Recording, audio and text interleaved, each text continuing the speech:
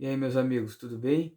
Então, hoje aqui para falar sobre dois animes que para mim marcaram muito a minha infância. São animes épicos, como esse aqui, ó, Samurai X, de Nobuhiro Watsuki, tá?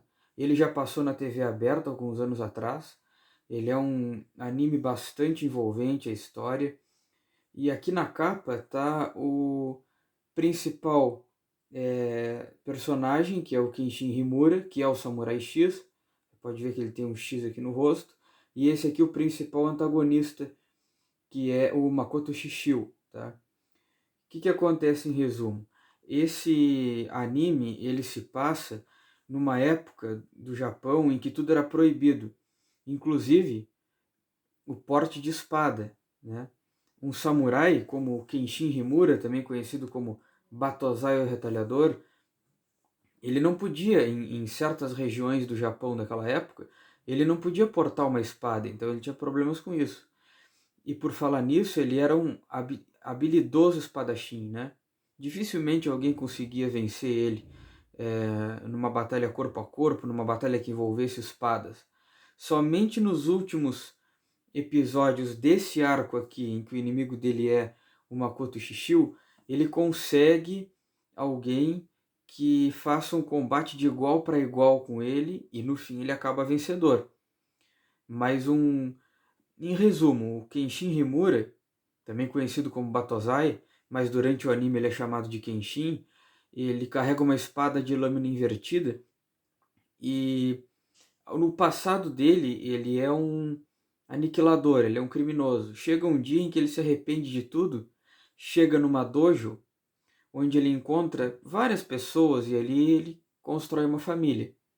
Então ele decidiu que a partir dali ele não ia causar mais mal nenhum, a não ser para defender as pessoas de bem. E é o que ele passa a fazer durante aquele tempo, né?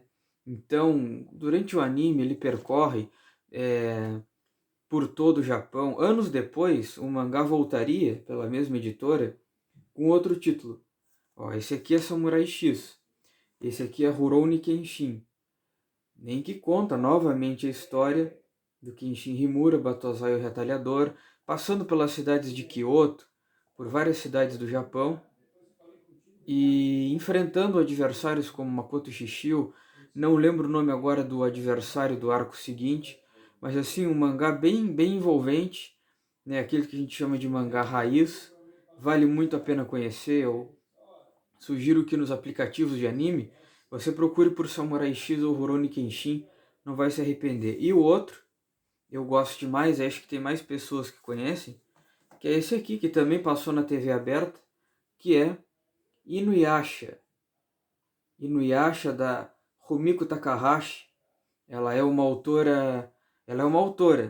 mulher, ela é considerada uma das mulheres mais ricas do Japão, e ela não é autora não somente de Inuyasha, mas ela também é autora de outros animes de sucesso, como Ranma 1-2, que é uma aventura que acontece na China, também muito legal. O, o Inuyasha, também para fazer um resumo, ele se passa num Japão feudal, numa época muito mais milenar do Japão, né? Em que, por exemplo, ele é um yokai, né, a raça dele, que é caçada pelas pessoas, mas ele acaba se tornando aliado de vários humanos à medida em que novos inimigos vão aparecendo. E aí tem um personagem que eu sou muito fã também, que é o Sesshomaru, né, que a espada dele tem o poder de cura. Então um anime assim bastante legal, bastante envolvente. Inuyasha, eu sempre tenho os mangás do anime que eu gosto, então eu tenho alguns volumes aqui do Inuyasha, não todos, porque é uma coleção muito grande, e é um tipo de mangá que é quase pocket, ele é quase de bolso, ele é bem pequeno, né? Mas ele traz assim uma história muito legal que se passa todo o tempo. É uma garota que, por meio de um poço, ela vive em Tóquio, mas por meio de um poço e um santuário, ela cai no Japão feudal, lá conhece Inuyasha e conhece tudo o que se passa naquele tempos muito idos do Oriente Médio, né? E o anime se passa por ali. Eles passam à procura da joia de 4 almas, né? Que, em outras palavras, é como se fossem as esferas do dragão em Dragon Ball.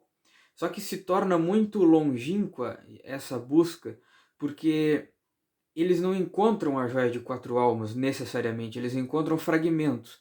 Então eles percorrem todo aquele Japão feudal em busca de fragmentos para assim poder ter a Joia de Quatro Almas. É um anime assim que alcançou muitos fãs. É um grande trabalho dessa autora aqui, Rumiko Takahashi. Vale muito a pena conhecer. O mangá é muito antigo, esse mangá aqui. Talvez eu comprei ele em 2005. Todos esses aqui que eu mostrei, tá? Esse aqui deve ter uns 20 anos. Esse aqui foi 10 anos depois, ele deve ser 2013, que foi uma nova versão do Rurouni Kenshin, mas o mangá, a história é a mesma. E esses aqui do Inuyasha, eu acredito que eu tenho desde 2005. Você encontra em algum sebo, você encontra em algum site de vendas, enfim. Vale muito a pena conhecer para quem gosta, porque é um enredo atemporal, os personagens são envolventes e eu super recomendo.